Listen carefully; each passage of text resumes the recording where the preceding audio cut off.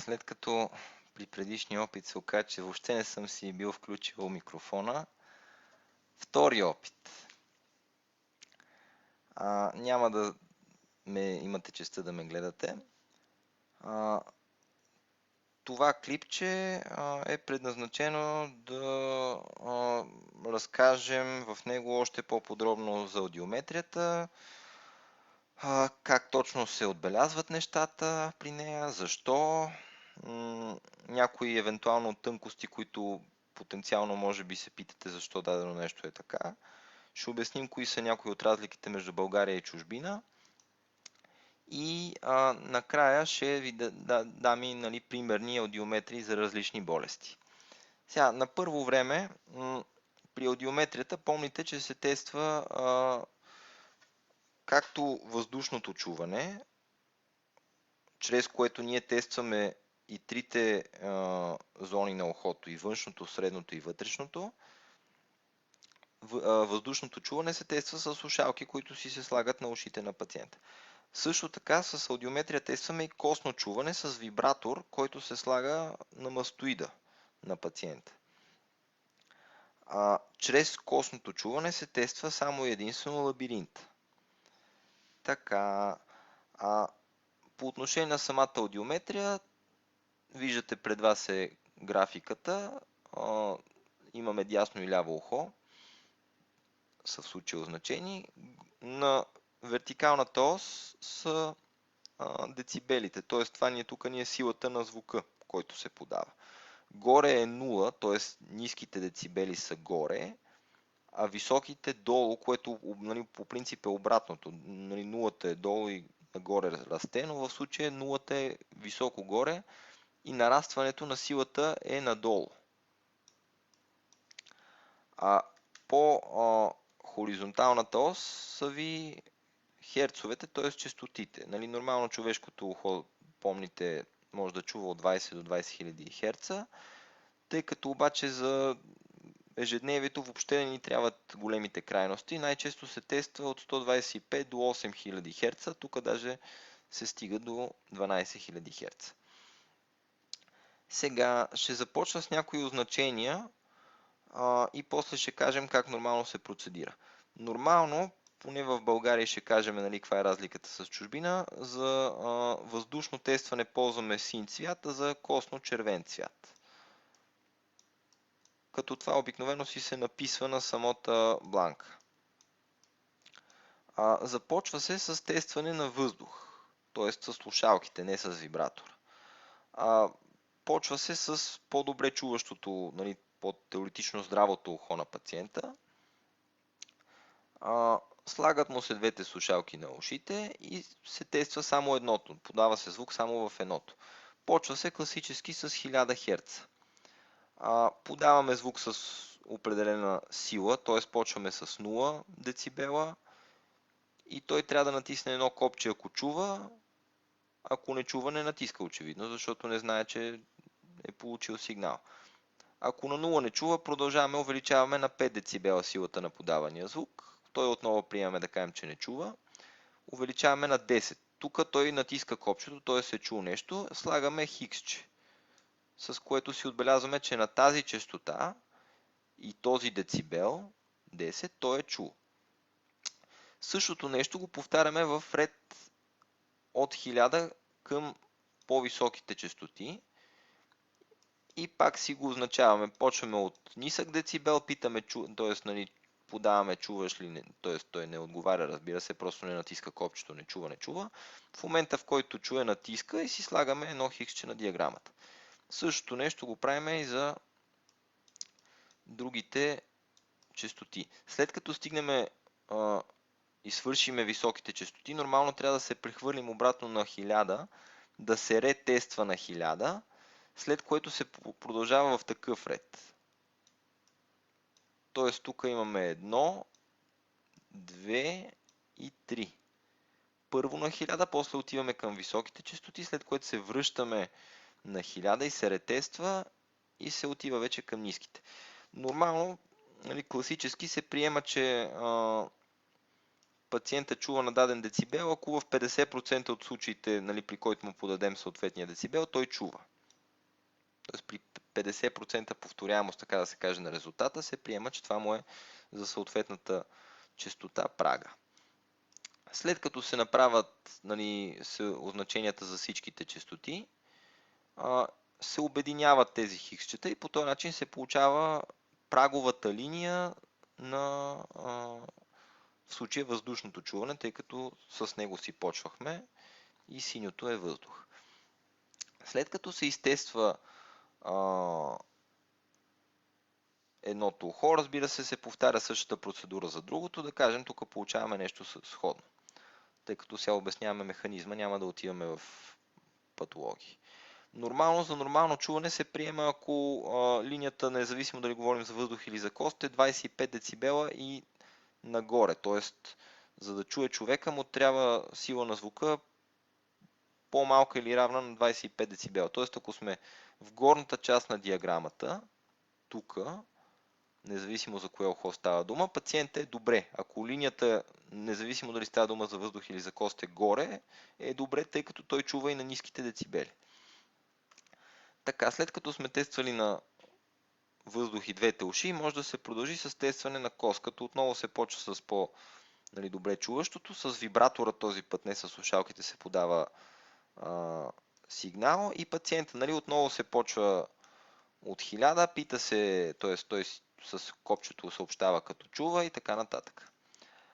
И разбира се, после се обединяват отново всичките хиксчета. Това се повтаря за другото ухо.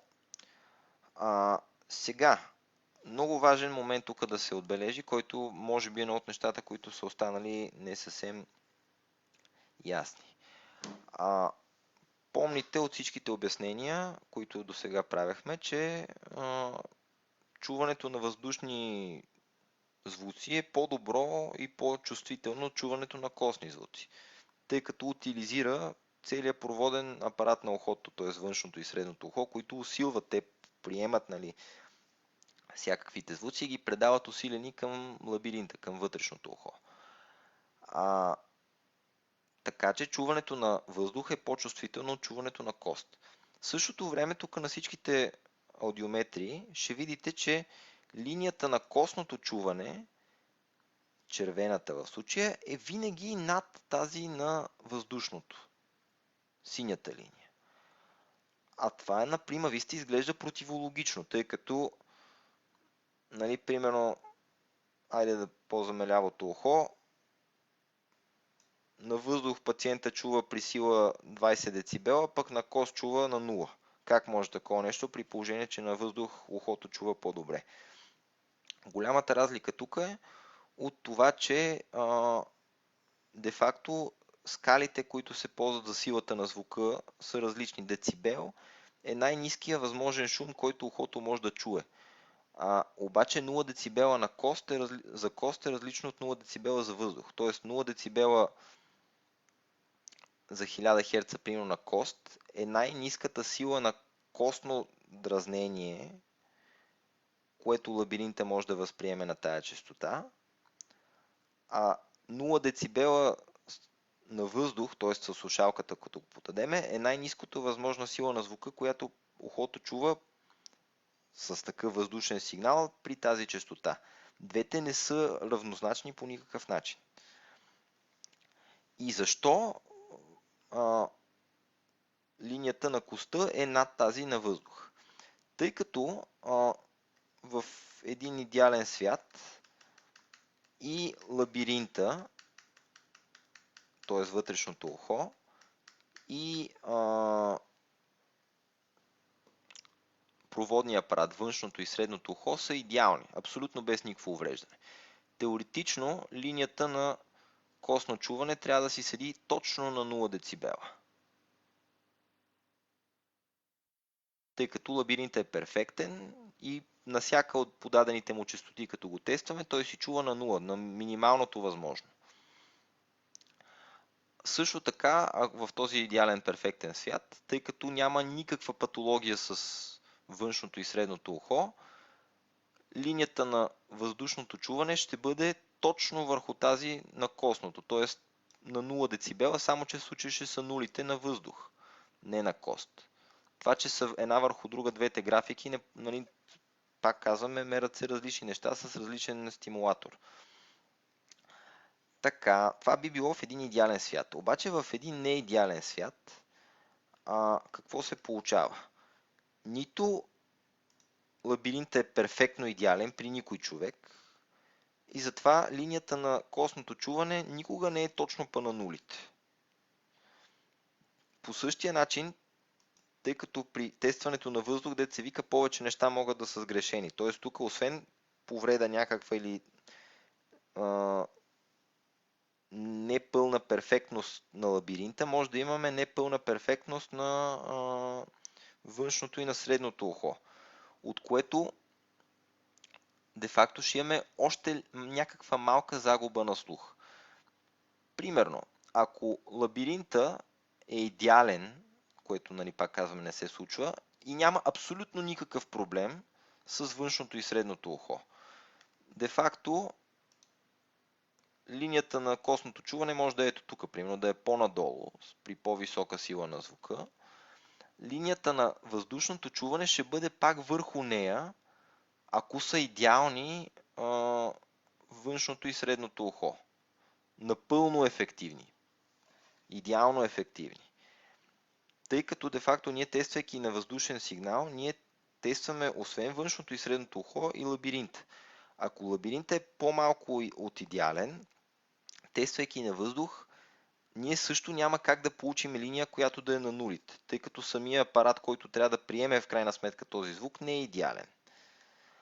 Така, това би се получило при един неперфектен реален лабиринт и перфектни и нереални външно и средно ухо. Само, че те също не са перфектни и реални. При тях може да има също някаква непълна, как да кажа, ефективност в нещо. Може, примерно, налягането от двете страни на мембраната да не е напълно равно. Може да има сраствания по тъпанчевата мембрана, по костиците. Може да има ушна кал. Всевъзможни причини леко или повече ще влошат функцията на външното и средното ухо, от което ние ще претърпим някаква минимална загуба на слух допълнителна и в крайна сметка в един реален свят какво се получава? Нито лабиринтът е идеален, от което линията на коста е паднала надолу. С линията на коста, костното чуване, ние тестваме само лабиринт. В случая, освен неидеален лабиринт, имаме и неидеално външно и средно ухо. Тоест тук имаме повече от един проблем или липса на перфектност. Тествайки въздуха, ние отчитаме липсата на пълна перфектност както в лабиринта, която ние сме отчели тук с червеното, така вече отчитаме още една липса на перфектност, която е и в проводния апарат. Поради тази причина линията на въздушното чуване в абсолютно идеален вариант в най-добрия случай е върху тази на костното, най-често, да не кажа почти винаги, си е леко надолу. Затова, нали, нормално има някакво леко прозорче винаги. Тъй като де-факто ние тествайки, пак казваме, костното чуване, ние може да отчетем и отчитаме грешка или не абсолютно перфектно действие само на лабиринта, тествайки вече на въздух, ние отчитаме грешка или не напълно перфектно действие, освен на лабиринта и на външното и средното ухо. Т.е. тук може да имаме грешка на две места, да като тествайки на кост, ние може да имаме грешка само на едно място. Тъй като тествайки на въздух, едно от тези две места, където може да имаме грешка е всъщност коста, която си тестваме отделно. Де-факто тук, ако мога математически да го изразя, общо взето ще имаме L плюс V и двете могат да бъдат 0, нали? Т.е. L-то какво е? Глупости пиша аз. Това е K. Че колко грозно стана. K плюс V. Значи тук е шанс за грешка. или непълно перфектно състояние на или лабиринта, или на проводния апарат. И на двете грешката може да бъде 0, но тествайки само кост, ние взимаме само тая част от уравнението. Тествайки въздух, взимаме и двете. Тоест, където и да има грешка при тестване на въздух, тя ще се отрази и затова общото пак стигаме до това, че линията на въздуха е по-лоша от тази на коста. Въпреки, че нормално чуването на въздух е по-чувствително. Всичко това произлиза от това, че скалите с децибелите са различни за въздух и за кост. Идеалната линия на костното чуване е на нулите, тъй като това е най-ниската сила на костен стимул, който възбужда лабиринта само. Идеалната линия на въздушното чуване също ще да е на нулите, тъй като това е най-малката сила на въздушен сигнал този път, което вече е различно, която би възбудила лабиринта. Но 0 децибела кост не е 0 въздух. Така, сега, продължаваме към един друг така по-триков момент от аудиометрите. Това е тъй нареченото маскиране. Какво представлява маскирането? Когато ние тестваме едното ухо, ако имаме разлика между двете уши в чуването. Има вариант, както и тук е видимо на картинката, тествайки примерно дясното ухо в случая, част от звука нормално се прехвърля дали по костите на черепа или по въздушен път, тъй като слушалките не оплътняват напълно идеално, се прехвърли към другото нетестваното ухо, в случая лявото. Ако двете уши са здрави, това не е проблем, тъй като тестваното ухо ще си чува по-добре. Тук в случая, ако даваме въздушен сигнал с 80 децибела сила, тестваното ухо си чува, въпреки че 40 от тези 80 децибела се прехвърлят към другото нетествано ухо, няма проблем, тъй като това си е окей. И мозъка ще си получи сигнал, че чува с дясното ухо. Обаче, ако имаме някакъв проблем с тестваното ухо и то, да кажем, не чува абсолютно нищо, този прехвърлен звук, независимо дали говорим за кост или за въздух, ще стигне до другото нетествано ухо. Мозъка не е напълно идеален и затова не винаги разбира кое ухо усеща звука и в крайна сметка ще бъде даден сигнал, че се чува.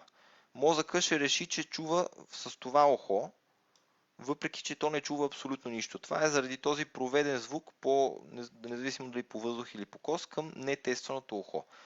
За да избегнем такава грешка, защото това де-факто е грешка, ние в този случай при описаната ситуация решаваме, че на пациента му няма нищо,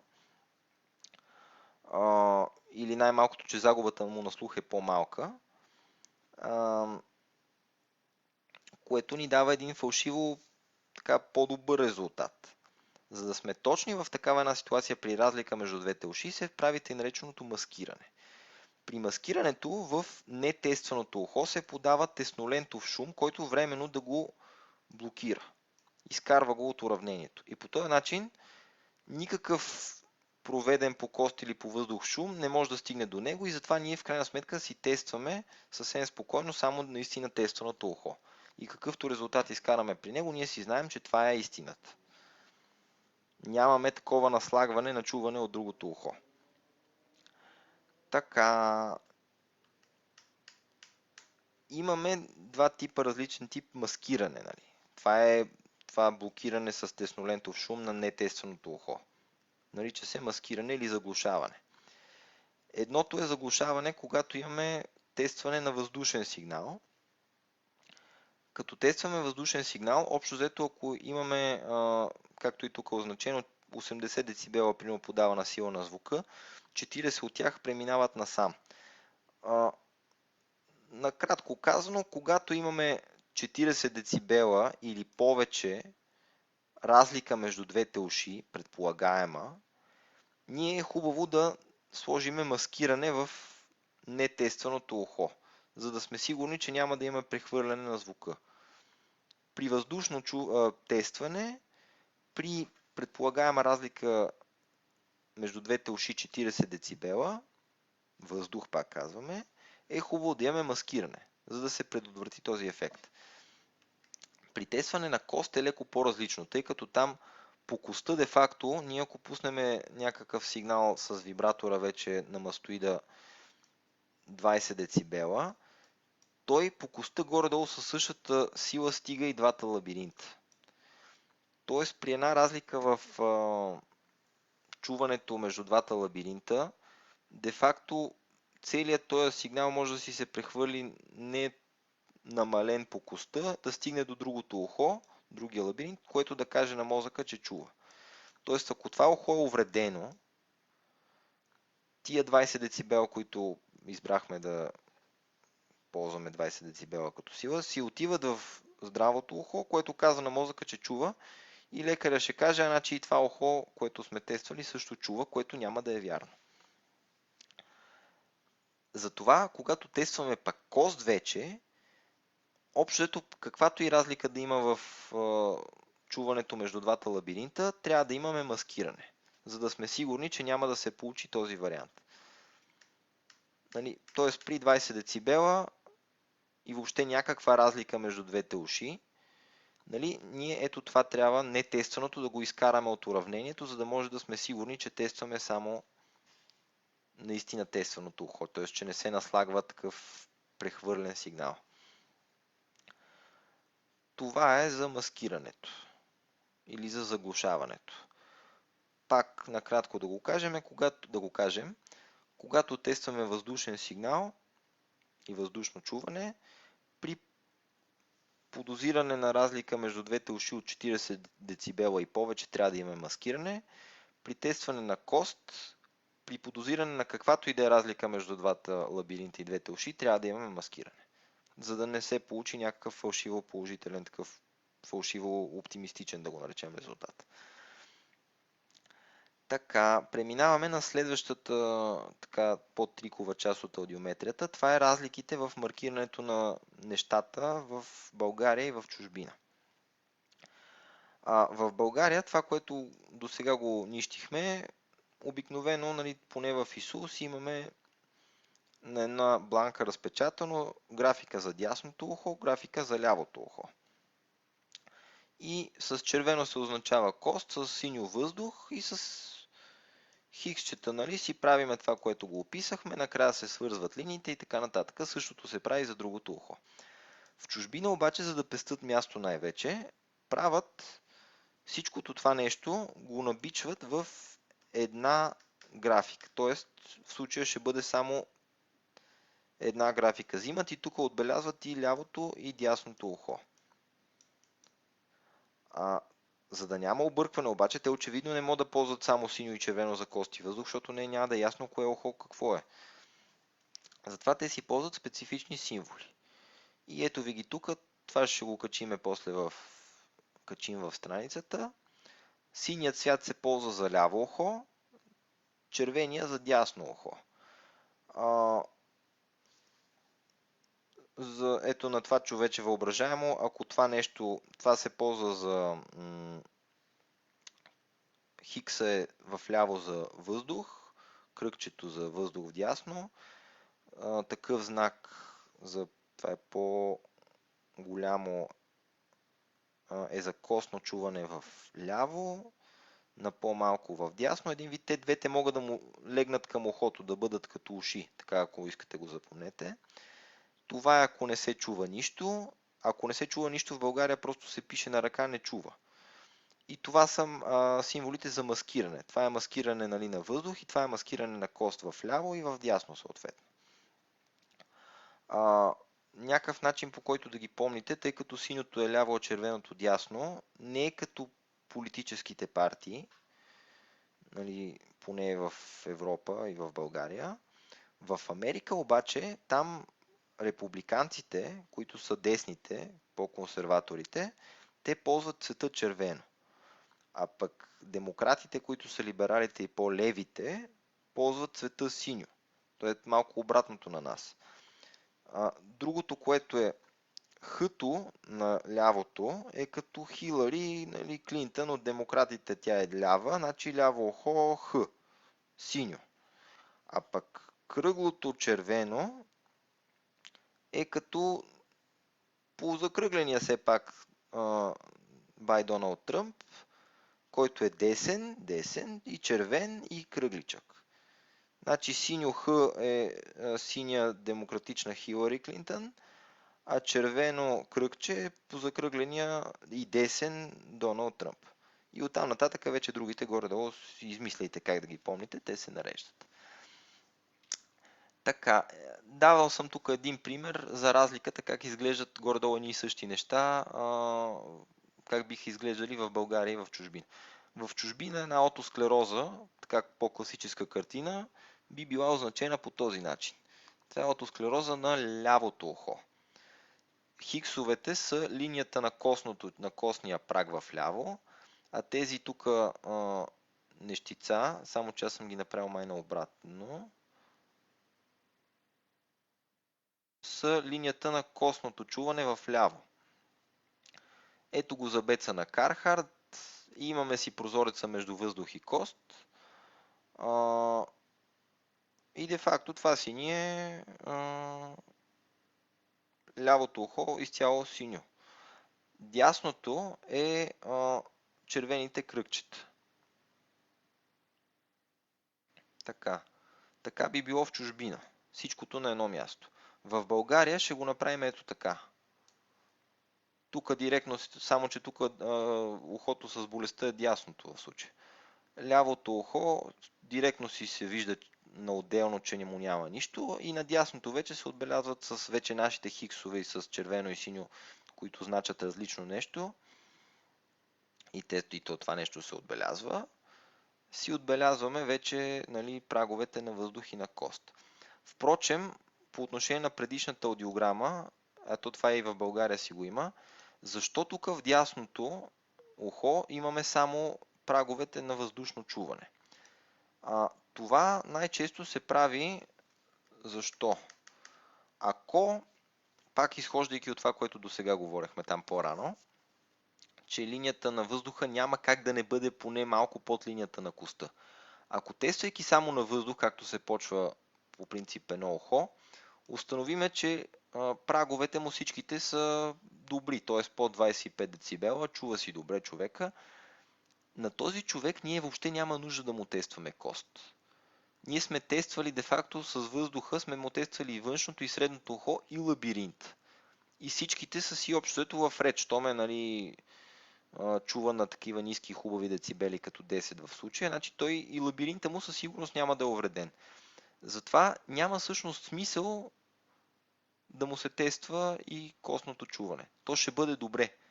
Няма как да бъде другояче. Затова много често може да видите при някои аудиограми да е тествана само въздушния праг и въздушните прагове. И те, ако са добре, костното тестване въобще се пропуска, тъй като от него няма полза. То няма как да бъде увредено. Щом с въздух, който тества външно, средно и вътрешно ухо, няма проблем, няма как тествайки само вътрешно ухо да има проблем. Просто няма как. Затова тук, примерно в случая, както и на много такива български аудиограми ще видите, а и в чужбина, разбира се, ако е добре линията на въздушното чуване, костното въобще не се тества. Просто няма как да се появи грешка при него. Така, и тук съм ви представил полека-лека вече различни видове патология с съответните им по-специфични аудиограми. Това казахме отосклерозата. Забец на Кархард при нея е по-характерен, което е акустичен феномен. На около 2000 Hz имаме падане на праговете на костно чуване. Тоест това звучи като една приемна загуба на слух и увреда на вътрешното ухо, само че не е. Това при отосклерозата специално е акустичен феномен от нарушен резонанс. И вече по-характерното е проводната загуба с прозореца между праговете. Дясното ухо болно, лявото е здраво. Макар че при отосклероза някой път и лявото, даже често пъти си се засяга, но по-късно. Т.е. другото ухо, което в началото е било здраво. Независимо дали е ляво или дясно. Втора патология. Това ви е акустичен невром или вестибуларен шваном. Шваном на 8-ми черепно-мозъчен нерв. Той де-факто уврежда, прави невросензорна загуба, тъй като се касае за ретрокохлеарна патология. нали, патология при провеждането на сигнала от кохлята към централната нервна система. В такъв един що-годе класически вариант имаме увреждане на високите честоти от страната, нали, на шванома. Сега, разбира се, може да бъде доста по-голяма тази загуба на слух. И двете линии могат да бъдат тук, където е надписа, а може и да бъде почти да не се вижда нищо. В зависимост, нали, от това и колко е голям тумора, колко притиска и така нататък. Но в най-общия случай ще имаме едно падане на честотите, високите честоти от страна на болното ухо. Друга болест, остър среден отит. Пак едното ухо си е здраво, другото е болно. Линията на костното чуване си е окей. Линията на въздушното чуване е паднала надолу. И имаме прозорец между двете. Това е проводна загуба. Класически. Така, друга болест, лабиринтит. Увреда на вътрешното ухо, невросензорна чиста загуба, освен ако, нали, не е някакъв, примерно, тимпаногенен лабиринтит, т.е. да имаме увреда и на проводния апарат. Тук в случая приемаме, че е някакъв чист лабиринтит, само вътрешното ухо. Имаме невросензорна загуба с падане на праговете. Пак е малко повече за високите честоти, но и ниските страдат. Това е относително по-лек лабиринтит, който е показан. При по-тежки може буквално и двете линии да са тук и практически човека нищо да не чува. Буквално е тук може да са. Същата картина и при неврит на слуховия нерв. И при него, в зависимост от тежестта, може да е както горе-долу нещо такова, така и буквално да няма чуване, тотално липса на чуване с болното ухо. И двете линии да са тук. Тъй като е невросензорна чисто загубата, нямаме оформен прозорец голям между линиите на кости на въздух. И другото ухо съответно си е здраво. Така, болест на Мениер. При нея, в зависимост от броя пристъпи, които пациентът е имал, като всеки пристъп по-малко уврежда вече и лабиринта и слуховите клетки, имаме разлика в аудиограмите в по-начален етап, по-среден и по-краен етап. И пак може да има някакви леки вариации, но горе-долу класическата картина е такава. При ранен Мениер, т.е. само няколко пристъпа, с малко увреда на вътрешното ухо след пристъпа, имаме една невросензорна загуба за ниски честоти. При повечко пристъпи, така средно развит Мениер, така да се каже, имаме невросензорна загуба тип буквата Л. Имаме едно подобряване на чуването за около 2000 Hz при лоши прагове на ниски честоти и пак влошаване при високите. Т.е. за средата горе-долу е добре, но ниското и високото е опердашено. И другото ухо пак е здраво. И вече при късен Мениер, който, нали, е имало много пристъпи и е увредено тежко вътрешното ухо, имаме една, така да се каже, плоска невросензорна загуба с прагове влошени в децевика целия диапазон. Във всички честоти. Друга болест, звуково обусловена загуба на слух. Примерно това са миньори, хора, които работят с пневматични чукове, на шум силен в индустриална някаква среда, заводи и прочие неща, с багери и т.н. Характерното за такава загуба на слух е, че при 4000 Hz имаме невросензорна загуба с падане на праговете. Също характерно е, че е двустранно. На практика винаги е двустранно, тъй като това са хора, които, нали, звука ги бие и от двете страни. Така, характерно тук е, че имаме след 4000 Hz имаме възстановяване на праговете, т.е. отново се дигат в по-ниските децибели, което е хубаво, т.е. ухото тук е пак по-чувствително. Сега това 4000 Hz е пак минимално, така леко условно, може да бъде леко към 3 или към 5, горе-долу на 4 си е класиката. Перфорация на тъпанчева преграда, в дясно, лявото пак е окей. Проводна загуба, като обаче тя е основно за ниските честоти. За високите честоти перфорацията има по-малък ефект, тъй като те, как да кажа, по-малко са засегнати от точно тази увреда, нали, на предаването на звуците от мембрана към костици, така да се каже. Сега зависи си от вида на перфорация. Може да бъде и по-друга линията, нали, на въздушното чуване. Може да бъде и така. Нали, може и по-малка да бъде лекичко, ако е малка перфорацията. Нали, има си разлики, но това да кажем е някаква така средна ситуация. Най-важното е, че има проводна загуба. Това е ключовото за отбелязване. Така, още пресбиакузис или възрастово обусловена загуба на слух, невросензорна пак, тъй като се касае за увреда, нали, на вътрешното ухо, както примерно беше, аз това пропуснах да го кажа, и при звуково обусловената. При възрастово обусловената пак си е засягане на вътрешното ухо, пак е двустранно, нали, няма нужда да обясняваме защо. И тук имаме едно, деца вика, постепенно сриване на праговете от ниски към средни към високи честоти. Или, иначе казано, може да го наречем тип диагонална линия. Отгоре ляво, надолу дясно си върват и прогресивно се влошават праговете. Сега, разбира се, нали, в различна възраст е различно изявено. Нали, може да бъде ето така при по-ранна възраст, може да бъде така при много възрастни хора, може да бъде и директно ето така, нали, нещо. Има си горе-долу норми за всяка възраст.